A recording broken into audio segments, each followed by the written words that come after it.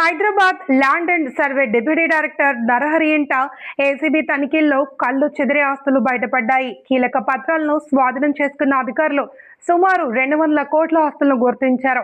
నరహరి సంచుల్లో నింపి అటకపై దానిని దాచిన 1.2 కోట్ల నగదును అలాగే భారీగా బంగారు ఆభరణాలను స్వాధీనం చేసుకున్నారు. తనిఖీలు ఇంకా కొనసాగుతుండగా కాసేపట్లో బ్యాంక్ లాకర్స్ కూడా ఓపెన్ చేయనున్నారు.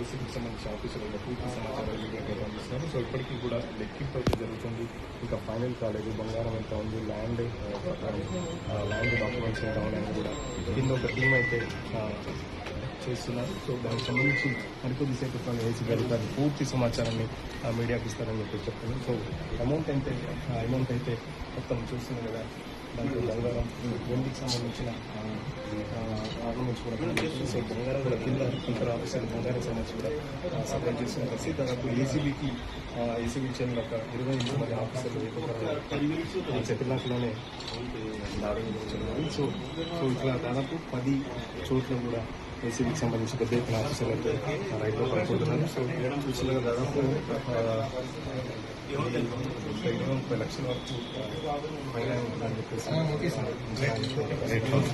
సో 3-4 గంటల ప్రాంతంలో పూర్తి క్లారిటీ